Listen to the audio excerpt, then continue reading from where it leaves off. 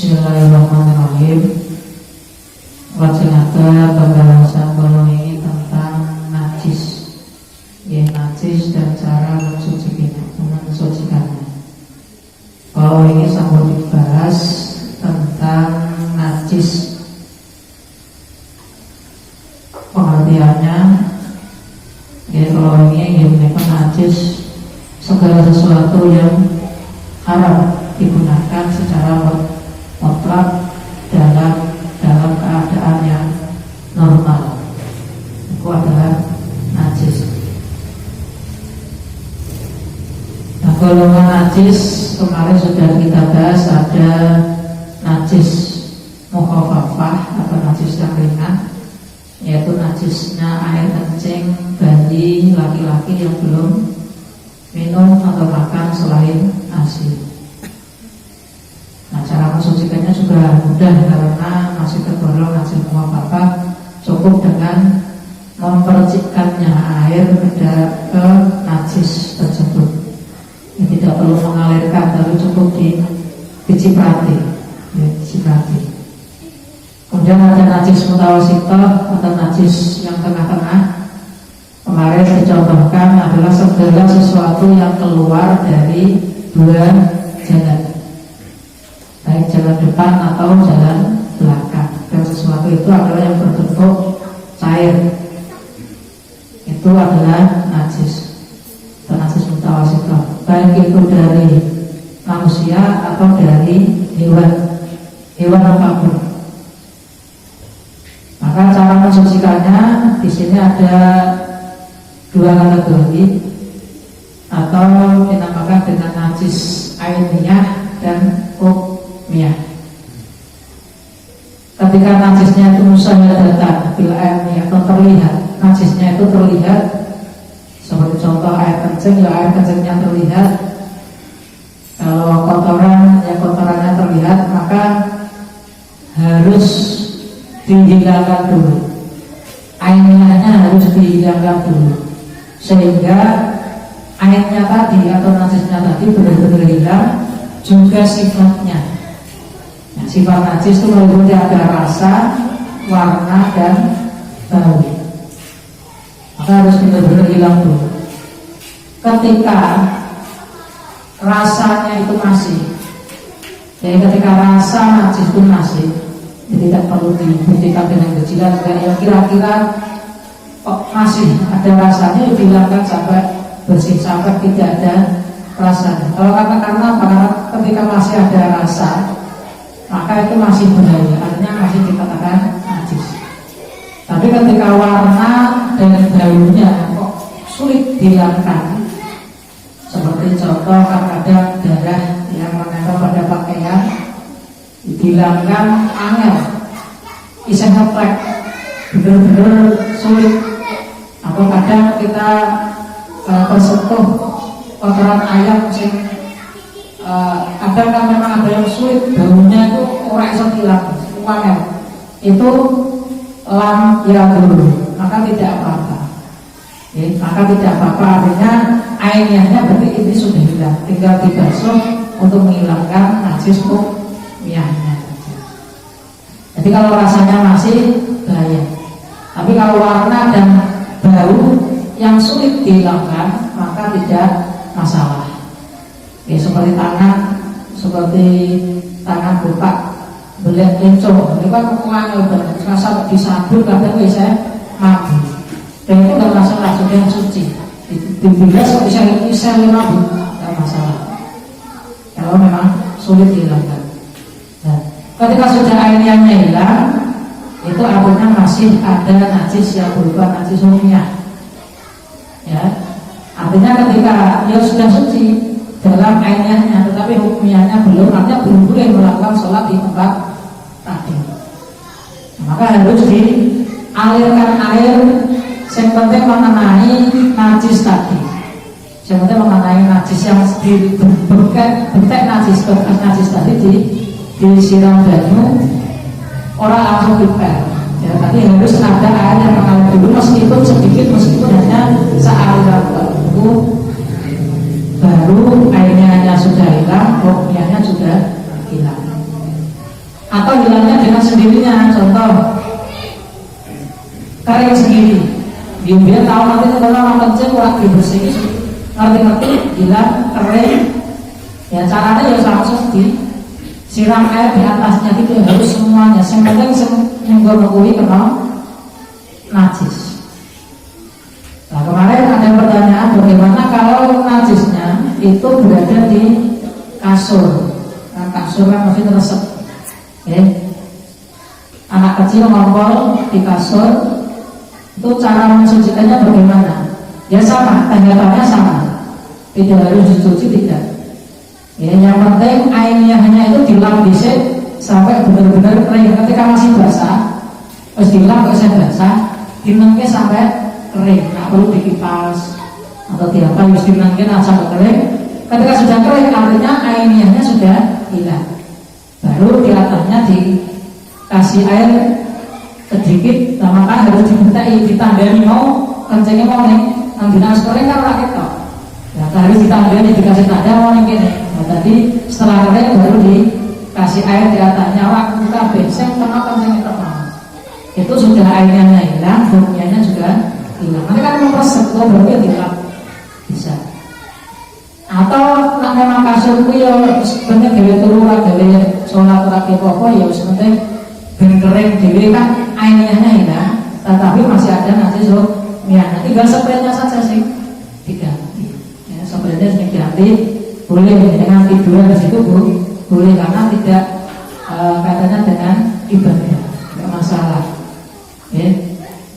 Nah tapi hati-hati ketika masih ada najis hukumnya di situ dan jangan tahu ketika naik di situ ya posisi kalian juga harus dalam keadaan kering. Ketika dalam keadaan basah ya nanti bangkit lagi intinya seperti itu karena hukumnya tadi kan masih seperti itu karena belum hukumnya belum hilang, najis hukumnya belum hilang. Ini kaitannya dengan ya najis. Begitu juga dengan mungkin pakaian yang terkena najis dan najisnya itu sudah tidak terlihat dan lain sebagainya. Cara mensucikannya kemarin, jangan najisnya yang datang ke air, tetapi airnya yang datang ke najis pakaian tersebut. Ketika airnya sedikit mungkin saya bentrok, ya pakaiannya mau pakai kecepatan, kemudian terus garing. Jadi pakaiannya dulu yang dikasihkan di ember, baru airnya. Ojo air isik diblok sabun, nggih pakaian mau dilebokke najis kabeh. Nah, maka ketika kita cara mensucikannya itu dengan mesin cuci, caranya harus seperti itu. Pakaian isik sing dilebokke air mesin cuci, baru kerane dipakai. Ojo kerane dipakai sik, baru pakaiannya dimasuk. Itu kualik. Ya, tidak boleh ketika ada najis maka akan najis semua. Ya, nah, kecuali kalau nanti dihiasi lagi, nah itu nggak masalah. Tapi kan sekarang banyak yang mesin cuci otomatis tanpa dihias, itu yang pengering yang kono, yang namun kono sebelum lebih maka caranya baju mesik yang dimasukin, baru air yang dipakai dimasukin, wes digiling kono nanti sudah suci. Tapi kalau airnya dulu nggak pakaiannya, ketika pakaiannya ada najisnya maka bahkan semuanya nanti akan terkena najis. Nah itu hati-hati ketika kita menggunakan air yang sedikit, tidak air yang banyak. Nah air banyak nggak masalah. Ya di rumah dilem langsung, kalau nak jombian langsung kedung yang kali membani, terus kalau dikipat-kipatkan dengan banyu beres. Ya. Najis itu lebu, nggak masalah karena airnya banyak. Itu kaitannya dengan najis yang mutawasithah, najis yang sedang-sedang atau najis yang umum, ya seperti kotoran hewan, kotoran manusia, kemudian nanti ada darah, nanah, kemudian utah-utahan atau segala sesuatu yang keluar dari perut itu najis. Maka iler itu ada dua kategori. Ketika iler itu kok keluarnya dari perut, maka najis. Tapi kalau keluarnya memang dari sekedar mulut, itu tidak dikatakan najis. Maka ludah, riak atau umbul itu tidak najis, memang kotor tapi tidak najis. Nah, maka ketika kita duduk adalah pengiler, meskipun itu iler tapi tidak dikatakan najis karena apa? Tidak dari perut. Cirinya ketika iler itu dari perut adalah posisi tidur, ketika kepala itu lebih tinggi dari perut, itu tidak dikatakan najis. Contohnya kan bantalannya dulu. Nah, meskipun ngiler tidak apa-apa, tidak masalah. Tapi nanti dengan orang bantalan kemudian orang ngasih mengkurap ngiler ya itu najis karena datangnya dari keluarnya dari perut. Itu pembagiannya seperti itu. Nah, kemarin juga ada pertanyaan tentang alkohol itu bagaimana. Kalau alkohol itu secara mutlak masalah keharamannya semuanya ulama haram, ya, untuk dikonsumsi haram. Tetapi kalau kaitannya dengan najisnya itu ada khilaf. Di sini ada khilaf. Dan dalam alkohol tersebut ada juga ketika diteliti ada dua kategori. Alkohol yang memang di situ untuk minuman dan alkohol yang untuk kesehatan itu ternyata berbeda. Ya. Jadi ketika alkohol itu yang untuk kaitannya dengan campuran minyak wangi, kemudian hand sanitizer atau untuk kesehatan, itu ketika diteliti di Indonesia itu terbuat dari barang yang suci, yaitu proses kimiawi yang dari bahan-bahan organik sehingga dia menghasilkan cairan yang anti bakteri tersebut atau yang disebut dengan alkohol. Maka di situ masih dikategorikan adalah suci atau boleh. Maka ketika dicampurkan di minyak wangi kemudian hand sanitizer dan lain sebagainya itu masih dalam kategori boleh. Tapi kalau di luar sana ada yang alkohol itu terbentuknya dari kotoran hewan, kotoran sapi, nah, itu jelas najis. Nah, berbeda dengan alkohol yang memang terbentuk dari untuk dicampurkan dalam minuman keras dan lain sebagainya, itu mutlak haram juga najis. Apalagi khamr itu juga sebenarnya dari bahan yang suci, yaitu anggur diperas kemudian diproses sedemikian rupa, difermentasi sehingga menghasilkan alkohol yang menjadi memabukkan dan sebagainya, itu haram juga najis. Nah, tapi kalau sekedar untuk tadi yang digunakan untuk minyak wangi kemudian dicampurkan di hand sanitizer atau apa, itu masih dalam kategori yang diperbolehkan. Karena ini masih khilaf, terus berkhilaf. Bahkan ada yang mengatakan dalam ayat innamal khamru wal maisiru dan sebagainya ritsun. Nah, kata ritsun itu ada yang mengatakan ritsun ya najis. Tapi ada yang mengatakan kata ritsun itu bukan najis, adalah sentek kotor dan sebagainya. Maka ketika najis ya alkohol najis. Tapi ada yang mengatakan itu ritsun adalah kotor, diharap tidak najis. Maka seperti spiritus, kemudian hand sanitizer, kemudian dicampurkan di minyak wangi, itu masih dalam kategori yang diperbolehkan, artinya tidak apa-apa dimakan. Nah, maka tadi ada yang katakan dari kotoran sapi itu memang ada yang dijadikan alkohol tadi. Maka sekarang bermunculan ada jamur yang memang dibuat atau ditumbuhkan dari kotoran sapi. Itu ketika diteliti ternyata di situ ada unsur narkobanya di situ. Karena ketika bagi yang mengkonsumsinya akan membahayakan terhadap akalnya, maka di situ dikatakan haram jamur yang tumbuh di kotoran hewan. Itu selain mendemi, ya ada unsur merusak akal gitu, karena ada narkobanya setelah diteliti ternyata. Nah, maka jangan biar mau sing wis ngerak dengar itu ada sing ketika sapi keluar langsung ditutupi apinya itu gawe narkoba, nanti gawe dihisap. Itu kan harus naknya itu seperti itu. Nah, itu katanya dengan najis. Insya Allah buat sakit di rumah kasih. Oleh tahun ini lanjut agar enten najis yang dimakfu. Bismillahirrahmanirrahim.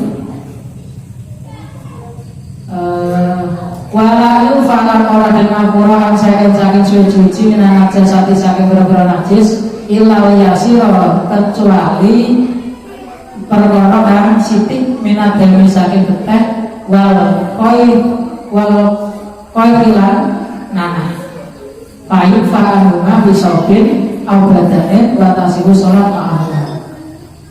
Tidak dimaafkan dari sesuatu dari najis. Artinya najis itu ya najis tidak dimaafkan kecuali hanya sedikit.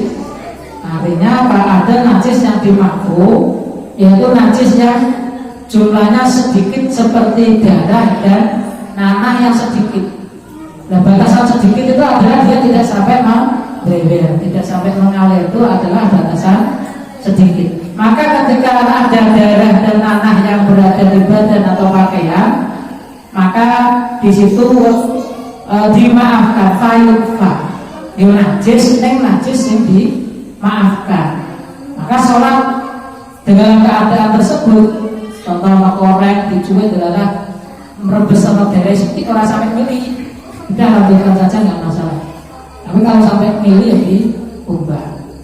Nah, maka sholat dalam keadaan tersebut tetap dikatakan sholatnya adalah sah, karena meskipun ada najisnya, najis yang yufa, najis yang ngawur. Wa langsung lahu sa'ilatun idza waqa'a fil ina'i wa malan hayawan aisyah kutus suci lan langsung kang ora ono getih iku majud lawa dema sa'ilatun kamili idza waqa'a nalika itu mikro fil ina'i dalam wadah wa matalan mati di dalam wadah fa innahu la yunajisuhu fa innahu sak temene malan langsung lahu sa'ilah iku lain najihu ora bisa najisake ing wadah mau beni mau. Najis yang dimaafkan juga adalah hewan yang tidak memiliki darah mengalir ketika hidupnya. Contohnya di sini adalah kadu babi wan angin, sebagaimana contoh adalah laler dan semut. Ketika jatuh di dalam air dan mati, dan kan jadi batal. Ya, dan mati, maka itu tidak bisa menjadikan najis air tersebut. Artinya dimaafkan. Ya. Nah, bagaimana dengan cicak? Cicak itu ada yang mengatakan masuk kategori ini karena cicak ketika dibelah tidak akan keluar darahnya. Tetapi ada juga yang mengatakan tetap najis karena itu darahnya darah kopol, ini bukan darah merah. Tetapi ada yang mengatakan dengan mau mantap yang mana, ya. Dengan catatan di sini adalah dia timbulnya dengan sendirinya, tidak disengaja dengan larang batang larang kalau bagian bergelas najis, ya. Kalau batang cecak kalau bagian ember najis, ketika bisa ngajak dimasukkan, dan ini pendapat yang dipilih oleh Imam Rafi'i. Artinya kalau larang dibuat mati, kemudian semut dibuat mati, tidak masalah, tidak menjadikan najis. Berbeda, ini dikatakan ketika lawan itu wakeh ini meskipun ibu diri semutnya wakeh sehingga menjadikan perubahan air tersebut, maka yuna najis. Ya, maka dikatakan tetap di sini najis.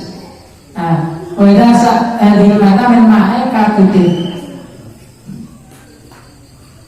Ayat wajah kasurat, nah, main tatuh ala nasalahu saya itu bahwa yarat ma wakuati, maka jadi ketika batangnya atau batang hewan yang tidak memiliki darah tadi banyak sehingga menyebabkan perubahan air itu menjadi berubah, maka yalah najis meskipun semua wakeh apa sehingga menjadikan airnya berubah, maka air tersebut najis, ya tidak dimakfu lagi,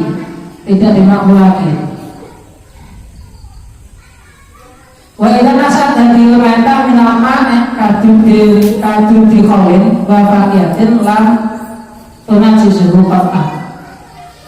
Nah, ketika ada hewan yang keluar dari barang cair, benda cair, contoh ular atau singgah yang keluar dari cokak, dari cairan cokak itu, dari cairan cokak atau dari cairan jus yang kesuwen, kadang musim Singgate itu tidak najis, singgate ora najis. Singgate ora najis. Wa istasna ma'aman dan warahuna masa ilmu makrofi fil mutawalat. Ini sudah diterangkan dalam bab yang sudah dijelaskan dalam keterangan yang lebih panjang di bab toharo. Bab ini itu ada binatang atau najis-najis yang dimakfu seperti tadi, najis yang sedikit, seperti darah dan nanah yang sedikit utawa batangnya kewan sing ora duwe getih seperti lalat, kemudian semut itu ora getih dengan wonyet-wonyet di ora itu getih, itu batangnya dimakfu. Kalau tidak, wal hayawan utawi biro-biro hewan, hiyo sebagai kabeh hewan itu toyun suci, ila kalba angin anjing wal hinjir wal babi, wamalan hewan tawaladakan aku minuman saking hinjir. Kalau wal hinjir awin ahadima atau saking salah sijinya kalau lah hinjir. Semua binatang dalam keadaan hidup itu adalah suci. Semuanya boyo, macan, dengan ngelus-ngelus boyo, ngelus-ngelus macan, gak masalah, itu suci kecuali ilal kabal hinjir, kecuali anjing dan babi. Itu meskipun hidup najis, yang dikatakan najis wa matawalada, dan hewan yang lahir dari anjing dan babi atau dari salah satunya ma'a hayawanin tohir bersama dengan hewan yang lain, hewan yang suci. Seperti kemarin saya contohkan ada anjing kawin dengan wedhus domba, adalah anaknya wujud domba, maka domba anak yang lahir dari anjing dan domba tadi tetap dikatakan najis. Ini tawaran ya domba. Wa ibratuhu tasduku bitawarin dudil mutawatu minan najasah wa huwa kadalik. Ada ibarat bahwa hewan yang keluar dari barang yang najis itu tetap dikatakan suci. Seperti tadi singgate batang itu tetap singgate tetap suci, tapi batangnya najis. Jadi pada semuanya hewan itu kok dalam keadaan hidup adalah suci kecuali anjing dan babi. Terus ya ketika dia benar-benar bersih ya suci, tapi kadang kan kalau wedhus sing lanang sing wis wayahe apa jenenge kan banyak mulai awake dhewe najisnya najis kencingnya bukan kambingnya. Ya monggo punah-punah ya kudu bisa karena padha karo demek uyo. Mayan dia wedhus ya, orang wedhus sering seperti itu teles kalau mau ditulis langsung mancing kambing. Lanjutkan balmaita tu kulura najis, balmaita tu utawi batang kulura yang sekabeh batang itu najis atau najis ilah samaka kejaba iwak wal jenggot dalam walang wal adanya lanaka ada. Tadi dikatakan semua hewan dalam keadaan hidup itu suci. Kebalikannya semua batang semuanya itu hukumnya adalah najis kecuali batangnya iwak, batangnya walang, lan juga batangnya adam. Yang adam yang meninggal itu atau manusia yang meninggal itu tidak dikatakan najis. Jadi dengan kali orang iwak terus mati itu tidak najis dan juga alam. Apa ini kan tidak pernah banjir ya. Kemudian walang, dengan bedak walang orang begitu sebelah. Misalnya dipintas jelas otomatis dewi pun juga boleh. Artinya tidak najis juga halal untuk dimakan. Kemudian manusia siapapun manusianya mati, ya tetap bukan najis. Ya. Wayus tasalu. Ini sudah kaitannya dengan contoh-contoh najis. Sekarang masuk ke bab najis yang mughalladh atau najis yang berat, yaitu wayus salulan dan basuh apa alina wadah min wuluhil nabi saking dilate anjing wahinji rilan babi sang amarotin lawan itu kita berambalan bimaet lawan banyu tawari kang suci ahaduhuna ahadahuna utawi salah suci-sucine sang amarot mas mubatun dan samburi bikurobi lawan lembut. Nah sekarang najis mughaladhah atau najis berat atau najisnya anjing dan najisnya babi. Ini dikatakan najis mughaladhah karena cara mensucikannya adalah harus 7 kali dan salah satu dari basuhan 7 tersebut harus dicampur dengan tanah atau debu. Harus dicampur dengan tanah atau debu. Nah ini berdasarkan dengan hadis yang mengatakan bahwa ketika ada wadah yang dijilat anjing maka cara mensucikannya adalah dibasuh 7 kali dan salah satunya adalah dicampur dengan debu. Masalah hinjir dan kalab ini kalab dan anjing dan babi ini ada perselisihan. Kalau babi itu semuanya ulama sepakat, tetapi kalau anjing itu ada khilaf atau ada perbedaan ulama. Kalau ulama Syafi'iyah yang kita ikuti, anjing itu adalah najis mughaladhah. Tetapi kalau menurut Imam Malik, anjing tidak dikatakan najis, tetapi kalau hukumnya tetap haram untuk dikonsumsi, tetapi tidak najis karena dengan alasan hadis yang memerintahkan untuk dibasuh 7 kali itu hanya kalau menurut Imam Syafi'i berarti ini mengatakan berarti najis berat karena sampai membasuh 7 kali, salah satunya dicampur dengan debu. Tetapi kalau Imam Malik tidak semuanya yang kotor itu adalah najis, termasuk anjing. Maka anjing menurut Imam Malik tidak dikatakan najis, tetapi ketika ada benda yang dijilat karena anjing tetap harus dibasuh 7 kali dan dicampur dengan debu. Tapi dia tidak mengatakan najis. Tapi tetap cara maksudnya seperti itu. Nah kenapa? Ya kita abut saja. Kita abut artinya menurut perintah Nabi kayak kita ini. Tapi Imam Malik tidak mengatakan sebagai najis. Tapi tetap harus disucikan. Bedanya seperti itu. Sama-sama harus disucikan dengan cara yang seperti itu 7 kali dibasuh, salah satunya dengan turab. Tetapi kalau Imam Syafi'i dan ulama-ulama dari Imam Syafi'i mengatakan najis, kalau Imam Malik mengatakan tidak. Tapi dengan catatan tetap ketika terkena harus disucikan dengan cara yang seperti itu tadi.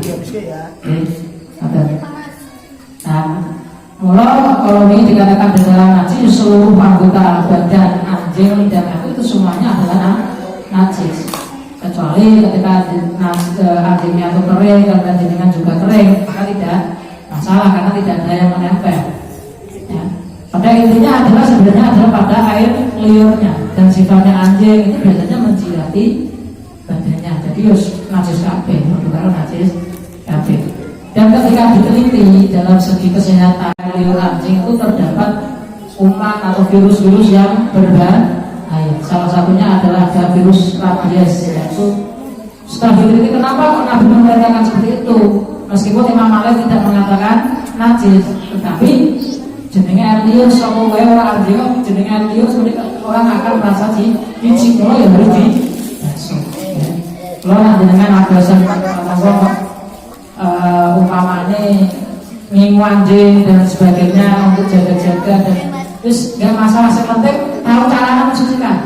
Sebenarnya tahu cara mensucikan. Tetapi juga ini ada hadis lain lagi yang mengatakan ketika di rumah itu kok ada anjing, maka malaikat itu enggan untuk masuk ke rumah tersebut. Itu juga hadis yang mengatakan, yang mengatakan untuk madzhab Imam Syafi'i itu mengatakan bahwa anjing itu adalah najis. Itu kalau di Al-Quran memang tidak ada kata kalau, karena di Al-Quran adalah hinjir. Tetapi kan ini perbedaan pendapatnya adalah di pemaknaan hadis. Idza walago tadi dikatakan Nah Imam Malik itu yo orang najis tapi tetap dicucikan, tapi nah Imam Syafi'i nyucikan banyak ngono berarti kita najis. Ditambah lagi dengan hadis yang lain, ketika ada anjing di rumah, malaikat itu tidak mau masuk dan sebagainya. Itu dasar khilafnya di situ. Tapi sama-sama sebenarnya dasarnya adalah sama. Bahkan zaman dulu ya banyak orang yang memang memelihara anjing untuk keperluan berburu, untuk keperluan jaga-jaga. Karena saat ini polisi ya anjing pelacak dan sebagainya. Dia tidak masalah. Sebenarnya ketika terkena najis tersebut tahu cara mensucikannya, harus dibasuh 7 kali, salah satunya dicampur dengan debu. Itu adalah najis mughalladh.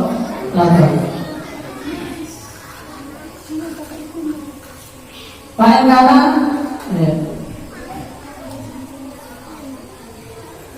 Dan ketika jenengan menggawe di kali sing butek niku cukup meskipun tanpa dicampur dengan lebu. Dengan catatan kali ini butek ya. Kali ini banjir atau dan sebagainya butek karena memang kena debu, kena tanah, terus langsung digumbah dengan air itu, dibilasi itu sudah mencukupi, tidak perlu dicampur lagi dengan debu. Nah, ada yang mengatakan juga dan apa debu. Nah, setelah diteliti tanah itu ternyata bisa menghilangkan kuman-kuman tadi, bakteri-bakteri yang ada di, karena diganti dengan seksi modern orang debu. Ya tidak boleh, meskipun sama fungsinya, tetapi tidak boleh. Karena fungsinya adalah apa? Kita diminta abul, Nabi perintahnya kayak perintahnya adalah menggunakan lebu. Jadi caranya adalah kita abul, ya. Kita abul. Belum ibadah perintahnya Nabi kalau mengakui meskipun fungsinya tanah sama, nggak usah buntung, apa fungsinya bisa menghilangkan itu tetap tidak diperkenankan. Itu caranya butuh rumah. Wa yusaru lan bitasu min sa'irin najasati marodan wahidatan tati alaihi wasalasu abdul. Nah ini untuk najis yang mutawasithah. Kalau najis mughalladh kan harus 7 kali. Kalau yang najis mutawasithah itu cukup dibasuh 1 kali aja cukup. Tetapi abdulnya adalah 3 kali. Abdulnya 3 kali. Ulama berselatan najasati pada tahun mahal al-masur tahirotun ini fasalah ulama tanggawilatin malam najib basnahnya pada ibi sholawubah. Ketahuilah bahwa air yang digunakan untuk membasuh najis yang sudah bersih tempatnya, artinya airnya sudah hilang, itu hukumnya tetap suci. Contoh tadi di sini tadi ada najis wis diulangi, airnya harus hilang dan apa namanya intinya sifat-sifatnya juga hilang, cukup disiram banyu. Nah, air yang di atasnya ini sudah suci karena dia hanya fungsinya menghilangkan najis hukumnya. Airnya tidak dikatakan najis, artinya harus dari langsung hilang terus becak keringnya atau terus beda-beda pun tidak masalah. Dengan catatan ya di sini kadar airnya tidak bertambah menjadi banyak, atau dengan cara lagi ketika dibasuhkan yang kok tidak berubah, masih bening. Ketika berubah, meskipun kayak itu bersih bening, ternyata setelah disiramnya malah berubah warnanya, maka harus dibersihkan lagi. Maka itu dikatakan adalah najis. Tetapi dalam intinya ketika najisnya itu sudah benar-benar bersih, najisnya sudah benar-benar bersih, airnya hanya disiram banyu yang nyiram itu sisanya untuk penyiram tetap dikatakan suci. Jadi kan tidak itu enggak masalah. Dan itu kaitannya dengan air yang sisa digunakan untuk menghilangkan najis. Kemudian ada lagi benda najis yang bisa menjadi suci. Contohnya adalah wa'idha ta'ala yang dalam nalikan yang jadi cokak atau al-khorrohu arak binafsinya kelawan awak dewi Allah itu tawar suci. Wakadha lalu akhlak binakiah investasi ladili wasi. Wa'idha ta'ala namun dari cokak bintar nisai kelawan dan lebuhani suci-suci pihak yang dalam khorroh lam tadur nongko orang iso suci. Contoh ada arak Arak itu adalah minuman keras yang terbuat dari perasan anggur yang difermentasi sehingga menimbulkan alkohol dan memabukkan. Itu khamru. Dan contoh-contoh najis. Tapi ketika arak tersebut didiamkan atau jenengan pindah nomor ini kemudian berubah menjadi coklat. Jadi arak itu sudah berubah menjadi coklat. Coklat itu yang kecil itu loh. Dia berubah menjadi coklat, maka hukumnya adalah menjadi suci. Dengan catatan dia berubah sendiri. Ketika ada campuran dengan arak, wah beda coklat dengan lebih zat sesuatu apa yang dicekik dia hukum alkoholnya hilang, araknya dia menjadi coklat, dan dia tetap najis. Ketika araknya sudah menjadi coklat dan menjadi tidak najis, wadah itu botol itu juga tidak najis, menjadi suci. Ini arak berbeda dengan minuman keras yang sekarang dijual pabrikan itu yang oplosan dan sebagainya. Itu meskipun menjadi coklat tidak bisa menjadi suci karena bahannya yang terbuat di situ sudah macam-macam. Kalau yang disebut arak di sini, kompor di sini adalah biasanya dari perasan anggur atau perasan gandum yang difermentasi sebagai rupa dia menjadi minuman keras sehingga memabukkan, itu mutlak najis dan haram.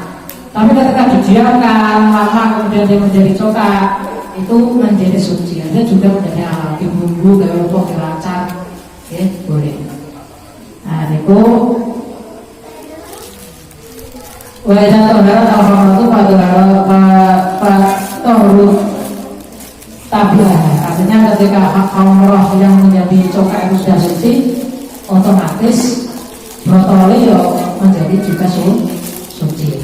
Maka itu kaitannya dengan najis ya. Dalam artian di sini saya kategorikan najis di sini ada 3 ya, najis mukhafafah, najis mutawasithah, dan najis mughallazah. Dan cara mensucikannya tadi sudah diterangkan ya. Najis mukhafafah itu hanya 1, tentunya anak kecil yang belum genap 2 tahun dan belum makan apapun.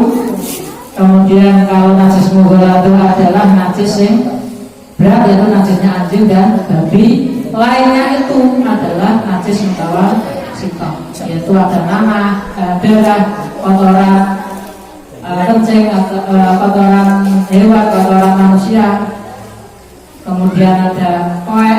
Nah koek itu utah-utahan. Kalau koek pun itu adalah nanah dan sebagainya, itu adalah najis mutawasithah yang cara mensucikannya harus diketahui dulu ada airnya dan meyahnya. Itu orang-orang sebagainya ya. Ada yang asal betul sampaikan terkait najis, mungkin kita sakit nanti ya, sakit nanti karena ibadah, suatu ibadah itu tidak bisa menjadi sah ketika kita dalam keadaan hadas atau dalam keadaan kena najis. Nah, maka harus benar-benar disucikan dengan sing benar bahwa sebenarnya ya. Kata yang kalau saya sampaikan, Assalamualaikum warahmatullahi wabarakatuh. Maka kalau saya terlambat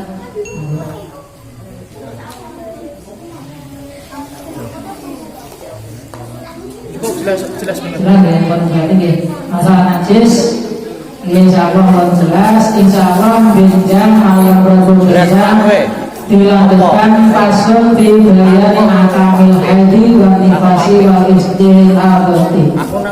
Pasal menerangkan tentang haid, nifas dan istihadah. Ini penting sangat. Kalau wanita itu sebenarnya harus wajib mempelajari bab ini. Kalau umpamanya orang itu izin kalau bujune meh ngaji babagan haid, babagan fikih. Orang nak orang iso ngajari kudu izin. Nah, orang itu ya kudu diajari gitu. Nah, mulai ya wonten orang itu kok pengen izin, aku pengen ngaji.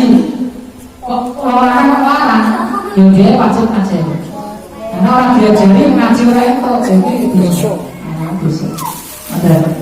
Kalau berkenaan ilmu fikih, tafakoh ilmu fikih yaitu bila ahli. Ngaji fikih perkara sama fikih itu ya dadi jadi dadi perhiasan kanggo wong sing ahli ngerti hukum tadi. Karena wong sing amal kok ora nganggo ilmu ya malu mati jatuh. Kalau perbandingannya orang alim dengan abid, wong alim dengan abid itu bandingannya jauh ya. Karena setan ini bodoh alim luwih abot tinimbang bodoh sewu abid gampang. Karena kalau dia mau ahli ibadah nih, ilmu nih untuk menuju ibadah itu orang dipelajari. Jadi ibadah mau sekedar ibadah. Oke, makanya dengan pulang saudara, nah, ini betul nomor. Makanya dengan pulang saudara artinya kalau berani kali nomor, jadi nomor pentingnya ngaji pokoknya sebetulnya itu sesuatu kadang orang tuh paham masalah kalau begini kan bahaya. Walaupun itu